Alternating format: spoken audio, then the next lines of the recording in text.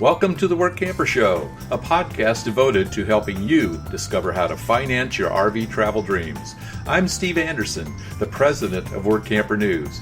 Each one of our episodes will either introduce you to people who are already living the RV lifestyle or to opportunities to work short-term jobs. You'll also learn how to hit the road the right way and make the most of every opportunity. Now let's turn over today's show to your host, Greg Gerber. Thank you, Steve. Today we're going to talk with a doctor who has developed a new type of consumer-driven healthcare system that is ideally suited for people who live in their RVs full-time. Today's episode is sponsored by The Dreamer's Journey, a new online course and community produced by Workamper News. Life is way too short to keep your dreams on hold, so don't be held back by fear because you were designed for more. Get started with the RV lifestyle the right way with this comprehensive guide. For a monthly subscription fee, people can participate in 2 online webinars every week to learn things like what type of RV to buy, goal setting, how to budget for the adventure, developing a positive mindset, where to call home, or how to find a job or start a mobile business. All online events will be recorded for watching anytime. Subscribers can also join an open question and answer session each month. For more information, visit www.rvdreamersjourney.com. Dr. Tom Davis is the founder of TED Consulting, a company that helps other medical service providers transition into a direct pay system. He also helped develop the WOW Health Solutions, a company based in Detroit that is not an insurance plan, but rather a marketplace that allows healthcare providers to list their services with transparent pricing. What makes Dr. Davis unique is that he and his wife are RVers too. They live in a 28-foot motorhome, but also maintain a sticks and bricks home as well. He firmly believes that the current coronavirus situation will change how healthcare is delivered going forward. He has been a big proponent of what he calls telemedicine, in which people can speak to a doctor over the phone rather than requiring them to come into an office, especially when they're not feeling well. He believes clinics will quickly embrace the concept as a way to reduce costs and squeeze even more productivity out of doctors. The biggest benefit from this emerging healthcare trend is that insurance companies really won't be as important as they once were. That's because patients will be able to get affordable healthcare for common problems and use insurance only for major issues. Dr. Davis also sees patients communicating more with robots in the future, not necessarily for care, but for pre-screening questions. The new system can refer patients based on their needs to a doctor that's near their current location who is best suited for addressing that particular need. As a result, it will be unlikely that people will see the same doctor twice, and Dr. Davis talks about whether that is beneficial to patients in the long term. The old way of requiring patients to see doctors within the insurance company's network is on its way out. It will be replaced with a new type of affordable, more mobile, hybrid healthcare model.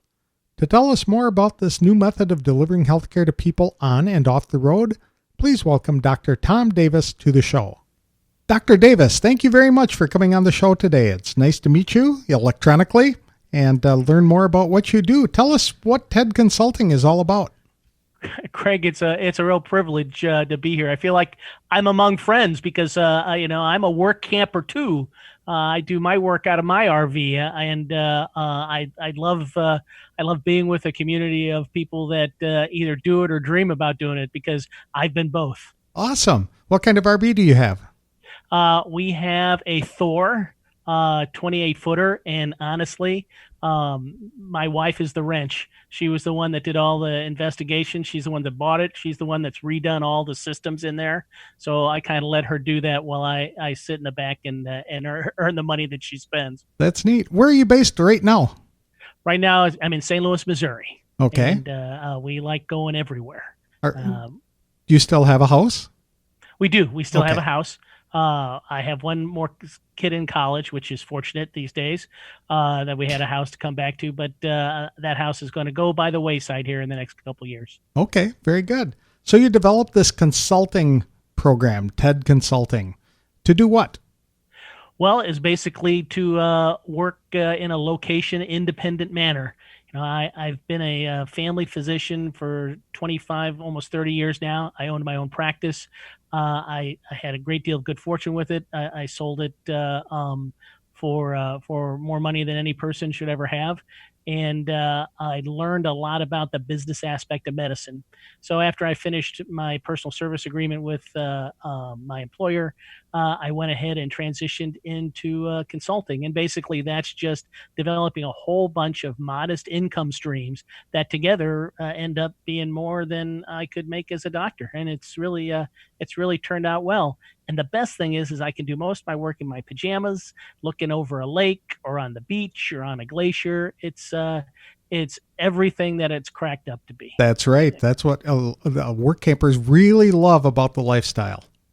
Absolutely, and you get to meet so many friendly people. I get more pleasure out of the people I meet just camping in place to place than I ever had sitting down and working in a hospital day after day. I'd agree with that. Healthcare is getting a lot of attention the last couple of months, that's for sure. I understand that you believe that COVID-19 is going to drastically change the way healthcare is being delivered in the United States. Would you like to elaborate on that? Well, I do. One of my service lines that I've been working on for, 5-7 years is performing and then teaching how to perform telemedicine encounters. Everything from kind of cross coverage, like just taking care of your regular illnesses like colds and flus and whatnot, all the way to specialists doing some more specific stuff. And I saw the potential of telemedicine along with the other forward thinkers earlier in the last decade, and so we've kind of prepped for this time. We just never anticipated something like this would happen when the entire face-to-face machinery of healthcare delivery would shut down and everybody suddenly went online. And that literally is what happened about a month ago. It was historic. Within 5 days, more than 2/3 of healthcare delivery went from being face-to-face to being online, with all of the interesting things that implies. And that's not going back. The health systems, the people who run the companies, now they've been pushing for telemedicine for a long time because it's a great way to squeeze more productivity out of their doctors. But we doctors are pretty much lumps on a log. We like seeing our patients face to face, but now there's going to be a wholesale change in how people get their routine health care. And believe it or not, I mean, God closes a door, he opens a window. It's going to be a huge boon for location independent workers, because suddenly the network restrictions that they're facing under the Accountable Care Act and all the insurance that's offered through the exchange is not going to be as important as it used to be. You're going to be able to get your routine care without seeing your clinician face to face, no matter where you are, and that's going to be an enormous improvement for those of us who work on the road. Does this mean that I'll be able to communicate with my own physician wherever I might be? Well, in the short term, you can expect lots of starts and stops as each individual practice or health system tries to wrap their mind around what that means and what the best practice is and whatnot. But Greg, in the longer term, I want you to imagine a world where you need some sort of healthcare. You have a healthcare problem. So you have blood pressure and it's just running a little bit high. So what you'll do is either through a portal on the web or through a telephone, you will connect with your quote unquote personal physician. And what you're going to run into is artificial intelligence machine, similar to the bots that you experience when you're trying to get website support. And they're going to take you through a whole bunch of questions, and they're going to determine whether or not they can safely give you some suggestions. And if they can't, they're going to divert you to some sort of mid-level provider like a physician's assistant or a nurse practitioner. There probably will be an attempt at continuity, but really any continuity that occurs is going to be through the portal, through your electronic health record. So you probably won't be seeing or encountering the same person twice.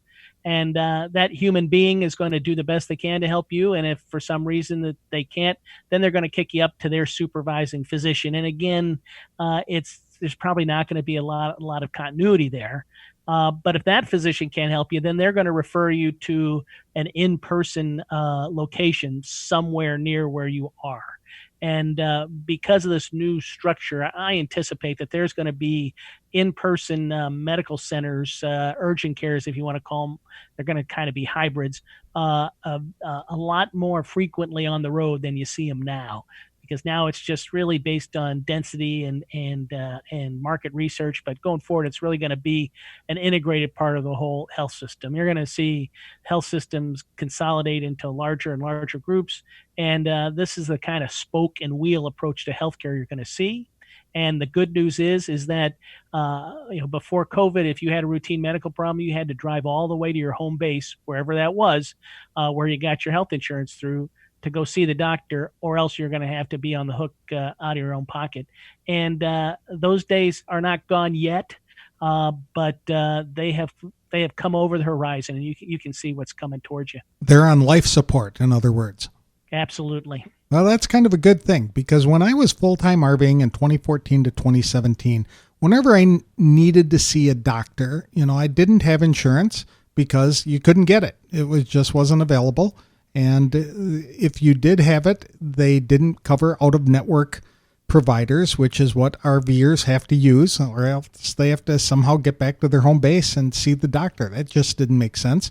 So I would go into some of these clinics that were opening up in the communities that I was at and just walk in and plop down a bunch of money. Not even a bunch of money. It was like $85 to go see a doctor. And I thought that was very affordable. Do you see that becoming more routine as well? I do, because the dirty little secret, Greg, is don't spread this around because I'll get in trouble. But healthcare really doesn't cost that much. Okay. I know it sounds crazy, but it doesn't. What costs a lot is the fact that it's something that you and I have to have. So it's become very, very regulated, and everybody and their mother wants to get their finger in the pie, so that by the time the money that you pay in your insurance and the insurance payment and whatnot finally goes downstream to the actual person delivering the care, there's not much left. I mean, I don't know if you've ever camped at the mouth of the Colorado River, but we have. And I can tell you that there's not much water that goes into the Gulf of California, even though it's a big river. And the reason is because a little bit of water gets siphoned off all along the way. And that's the same thing that happens to your insurance premiums. You pay a ton of money, but everybody takes a piece. And by the time it finally gets to the doctor who's actually delivering the care, there's really not that much left. But if you do what you did and go in and pay cash, most of the time you're amazed at how reasonable it is. And that is going to be the new normal. People are going to be paying cash for their health care. And in response, the people who are delivering that health care are going to be working outside the system to innovate offerings that provide the best value to you, just like with any other product that you buy, Greg. The person that's selling it to you is always tweaking it to try to get you the best value so that you'll buy it. Well, that's going to happen in healthcare, and it's going to happen from the bottom up. And that is definitely one of the windows that has opened because of COVID, the change to consumer-driven healthcare. I'm all for that. I know it was a year or two ago I had to have a blood test, and the clinic wanted to charge me $635 to get a blood test. And I'm like, are you kidding me? And they said, no, that's standard. Well, I called around to some labs, and I found a lab that could do it for $50. The exact same battery of tests. As someone who has owned a lab in a past life, I don't even want to tell you how much that costs. Blood tests are like the soda of the medical world. I can sell you a soda for $1, and it costs me less than a penny. Mm-hmm. That's the same thing with that. And why do people pay it? Well, because they have to. And that day is gone. Those days are gone. The asteroid is hit. The dinosaurs just don't know they're dead yet. Good analogy. Is this type of telemedicine reliable? Well, that is a great question. I'm going to insert my book plug here. I actually wrote a book a couple years ago called Telemedicine Confidential: Keeping Your Family Safe. It's kind of a narrative story about someone trying to get care over telemedicine, and I use it to illustrate all of the patient safety points that you should use in order to make sure that you not only get good care, but that you keep yourself safe. And you can get it on Amazon, but in partial summary, you have to remember that virtual healthcare kind of seems like a doctor's visit. And the person that's talking to you, if they're well trained, can kind of seem like your doctor, but it's not a doctor's visit. And that person is not your doctor. He doesn't know you. What he or she is trying to do is give you the best care possible with a very limited amount of information. Basically, what you've told them, the tone and timbre of your voice, and then maybe some video cues on some low resolution video if that's part of it. And that is it. So, and Greg, you have to understand, as a clinician, I'm trained to look at the whole person as I'm getting a history and looking at the individual.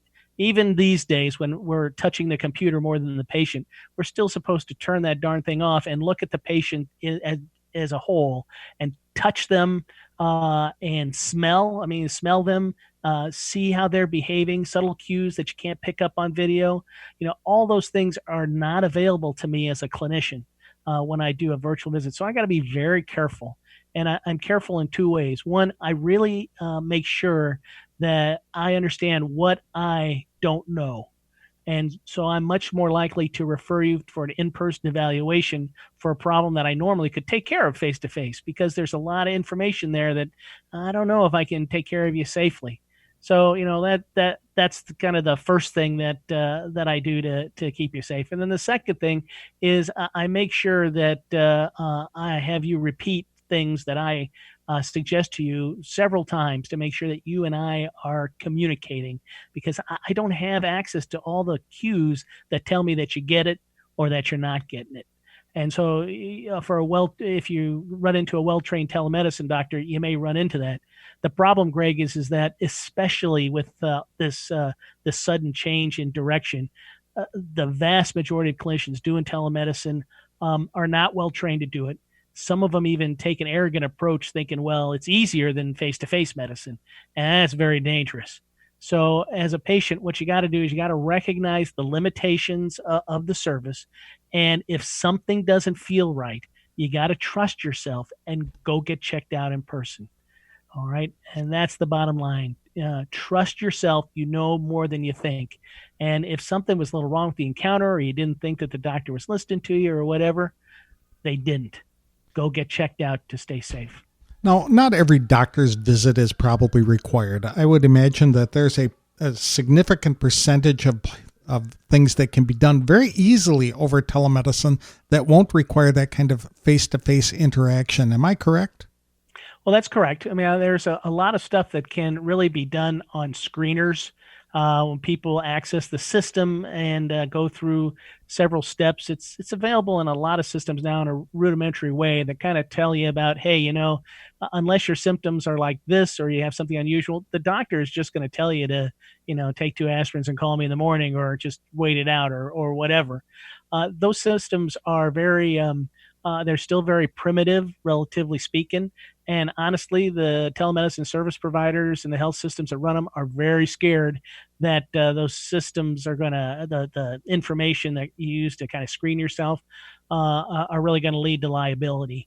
And if there's one thing that's going to drag this down, it's that the folks that are calling the shots are really afraid of mass lawsuits. Because even though the vast majority of the problems that people use telemedicine for are very low risk, if you take care of enough of them, the devil is going to bite you. And then if there's a bad outcome, they're really worried that they're going to be financially exposed. Years ago, people said that it was really important for you to get to know your doctor, and you had your doctor from the moment of your birth to the moment of your death, and that rarely changed, but maybe 1 or 2 people. That's gone out the window over the past couple of decades. You may see a different doctor every time you go to a clinic anyway. And that is horrific, because that was how I was trained. I went to my residency at the University of Missouri, which is the best family medicine residency in the nation. And that is how we were trained. You were the person that was going to take care of these people from cradle to grave. And for 20 plus years, that's how I practiced. I practiced in one place in a small town in Missouri. And because of the way that we ended up structuring it, I got to tell you, Greg, it was like dancing on air. It was wonderful. I knew my patients knew me. We did house calls. I helped them with their fertility problems. I did their deliveries. I took care of their grandparents in the local nursing home. I took care of their parents when they were dying of cancer. I mean, I did it all. It was wonderful. That's probably one of the reasons why I decided that I had to leave that practice, because what came after was really weak tea compared to the fulfillment of those relationships. Because as soon as I started in the new model, I felt those relationships begin to break down very quickly. Mm-hmm. I can imagine. A lot of people on the road are having problems getting insurance. Is this going to change that, or will insurance even be really necessary? Well, that is an excellent question, and let me go and rub my crystal ball here. I will tell you that one of the very few industries that is absolutely making bank right now, and I mean bank, are the health insurers, because they have charged premiums based on a certain projected level of expenditures that are not happening and won't happen at the levels that they predict for at least a year. People just aren't getting care, so they're not incurring costs, and so the insurance companies are keeping that as profit. The Accountable Care Act supposedly limits those profits within a certain range and forces the insurance companies to give back any overage. In the past, they've been able to fudge that so that it really isn't working the way it's supposed to. Who knows what's going to happen now? But going forward, the insurance company is going to be so flush that you better believe that no matter what changes happen in healthcare delivery, they're going to make sure that they're going to remain essential players, and that means keeping the out-of-pocket costs up so that you have to have them in order to feel protected. The good news is that if you're location independent, there's a whole bunch of new models that are percolating up from the bottom that are tailor-made for somebody exactly like you, and they are going to erode out this foundation of this kind of third-party health insurance system until there's massive changes, and any change that happens is going to be good for the work camper. Nothing but good. I found one of those right before I started full-timing, and that was Christian Health Ministries. It's a bill-paying service, so I pay $150 a month for top-of-the-line coverage. And if I ever get sick, it does not pay for every nickel and dime thing that has to happen. So you go see a doctor and you pay $100. You do not submit it to this company. It is pretty much for major problems that you have, but it makes it affordable. Is that the kind of thing that you were talking about? Well, that's certainly one model. I mean, medical cost-sharing communities have been around for decades, but they really only became prominent with the Accountable Care Act because people couldn't afford the insurance they get through healthcare.gov. I mean, for an individual, it costs $800 to $1,200 a month, and then you got to pay another $10,000 out of your pocket before you even see a nickel. And the restrictions on the type of care you can get are so ridiculous that it really turns out to be catastrophic coverage for first dollar prices, and exactly. It doesn't work for most people. These cost sharing communities can seem complicated, but boiled down, essentially what they are is they're basically clubs, and everybody pays their dues. And if somebody incurs an expense that's covered, then the club reimburses them based according to the rules. But it's not insurance. There's no guarantee of payment at all. The result, though, is these things are so well run is that they're sitting on assets that rival the large insurance companies now because they're doing so well, and they're able to and because they're mission driven, they're able to expand their coverage to be beneficial to more people. And it is a great model for somebody who is a work camper. Are there some new choices available for paying for health care? So one of the startups that I work with now is a company called Wow Health Solutions. And remember, I'm a work camper, okay? but I also have expertise in business consulting in the healthcare world. So the gentleman who developed this several years ago contacted me to talk to me about it. And as a work camper, I instantly saw 1 million people in their RVs working independently who can't go back to their home base for routine care under the Accountable Care Act, even if they could afford it. And every one of these people is a perfect person to investigate this particular type of coverage. And for individuals, basically what it is, and this is beautiful, it is a app, a single, simple, award-winning, easy-to-use app. And it sounds like I'm promoting it, but really, you're hearing the voice of a doctor who is discussing something with joy. It's an easy-to-use app. It's incredibly simple to sign up. And what it does is it integrates a health savings account, a medical cost-sharing community, all of the preventative care that the Accountable Care Act requires, and a whole bunch of add-ons like telemedicine, telecounseling, discount medications, everything through a single app, and then allows the beneficiary, the person that's buying it, to shop for their care through an online marketplace. The best parallel image I can have you create for yourself is a kind of an Amazon for healthcare, where you can go on there and search for the service that you need, and the cash pay price for that service pops right up. And you know exactly how much you're going to spend when you buy that service. So you can order that service right there through the app. If, you know, in your circumstance, you get sick and you need urgent care, well, that price is going to be on there, and you hit the button, you set your appointment up, and the money is taken out of your online wallet, which is tied to your health savings account, and then you go get the service. And once the service is performed, the provider gets that money right away. It's simple, it's easy, it's clean, and it is transparent. And this kind of marketplace went live in January before COVID. Obviously, everything has come to a stop because everybody's trying to figure out what's going on with healthcare in the future.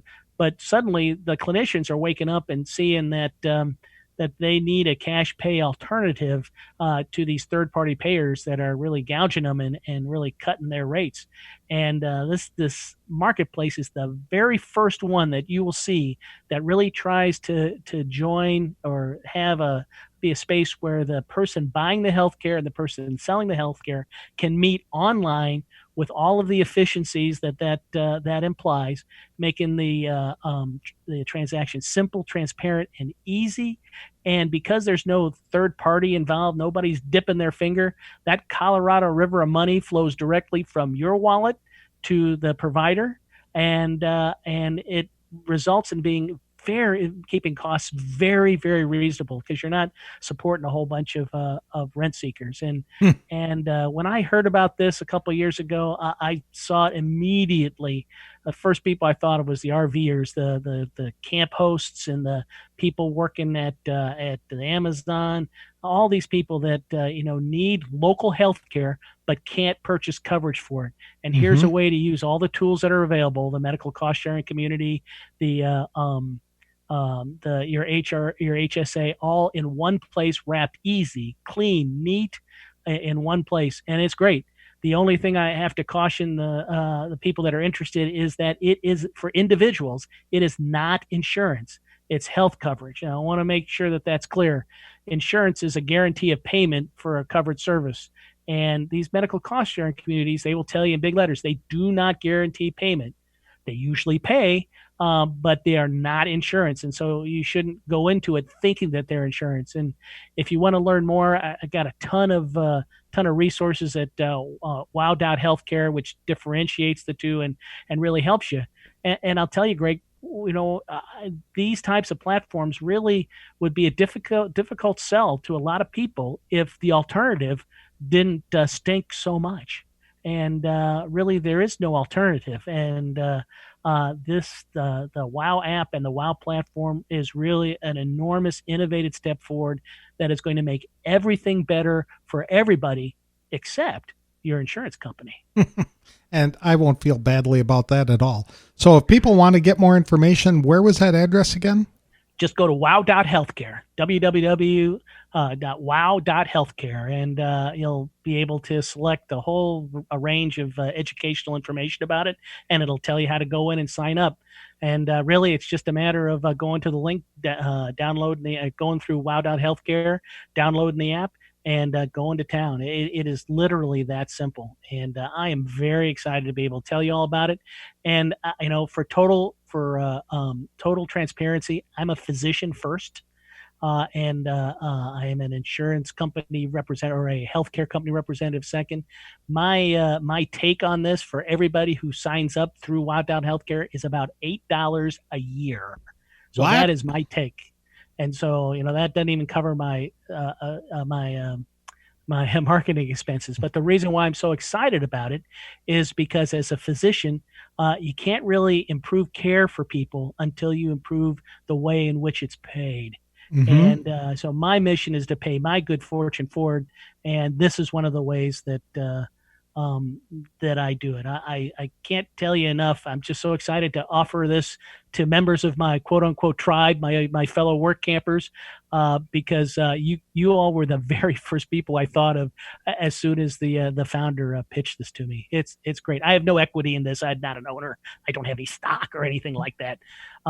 My equity days are way behind me. I just get paid the tiniest of commissions on your healthcare spending when you sign up for it. Really, what I'm here is I'm excited as a physician to be able to share this with you. And these days of COVID, we can all use any good news we can get. Do people pay a monthly fee to be part of this program, or are they just putting money into like a medical savings account? So your expenses are going to be whatever you want to contribute to your health savings account, plus whatever your premiums, or I shouldn't say premiums, whatever your membership fee is for the medical cost sharing community. And there's really two levels of quote unquote membership. Usually it runs about 40% of what you could buy on the exchange. And again, remember, it's not insurance, but the cost per month is about 40% of what you pay on the exchange. And it's much more representative of catastrophic insurance, although they are covering more and more pre-existing chronic illnesses. So that's the second cost. And then the third cost is every time that you purchase healthcare, there's a service fee, just like you purchase anything else online. And, the service fee is what I get a teeny tiny little piece of. And those are pretty much your three sources of cost when you participate in this, aside from the actual healthcare that you purchase. But really, Greg, why do we buy insurance? We don't buy insurance to get healthcare. We buy insurance to protect ourselves against catastrophic loss from something really bad happening. It used to be that way, yes. It is. And I will tell you that the current health insurance system fails doing that completely, because healthcare costs are part of 2/3 of all personal bankruptcies, and of that 2/3, yes, 2/3 of those expenses were incurred while the person had healthcare coverage. That's criminal. It is. It's $1 trillion. That's $1 trillion in premiums from all payers at all levels to protect themselves against the risk of catastrophic financial loss, and you're still seeing that. Well, that system is not working, and now it's painfully evident. So, as I said, it's time to try something different that will actually protect you from financial loss, but is going to empower you in making sure that the first dollars that you spent are spent generating the most value. That's great. Well, I'll encourage everybody to go visit the wowshealthsolutions.com website, or would you call it wow.healthcare? It's wow.healthcare. That's okay. How you get to it, wow.healthcare. And I'll send it to you in the show notes. Very good. I appreciate it. Well, thank you so much. This has been enlightening. I'm glad to hear that this is coming out, and that, that's the beauty of the free enterprise system, is that when you take an idea and you expand it, you see a need and you fill it, and you can reap some benefit from it. And it sounds like you guys are just making this affordable again, because so many people can't get healthcare because it's unaffordable in any way, shape, or form. And so they don't seek the treatment they need. And that's criminal, because in reality, I really don't cost that much. Very good. Well, thank you so much, Dr. Davis. I appreciate the time, and look forward to chatting with you again later sometime when we get another update on this. Greg, it's been a privilege. I'll think about you every time I set up my telemedicine booth in the back of my RV at some remote location.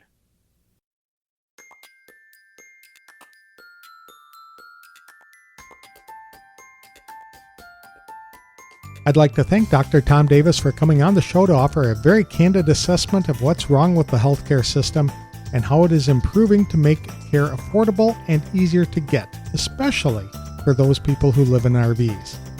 His confession that healthcare costs are rising drastically because so many people have their fingers in the pie makes perfect sense to me. When I was a full-time RVer and came down with pneumonia one winter, I saw a bunch of doctors in different communities, and it never cost more than $200 for a visit, including testing. However, to get that same care at a clinic, the insurance company would have been billed hundreds of dollars, if not thousands, for x-rays, blood work, and office visits. I loved his explanation how you pay a ton of money for insurance, but if you go in and pay cash, most of the time you're amazed at how reasonable the costs are. I have certainly found that to be true. The emerging system is not perfect, but it will be a far cry better for most consumers than the current model of spending $1,000 a month for insurance and still having to pay a $10,000 deductible each year. There are some downfalls, like Dr. Davis noted, such as a physician won't have years of personal experience with a particular person or family. But when you think about it, thanks to insurance changes and doctors moving locations, it has been difficult to see the same physician from one year to the next anyway.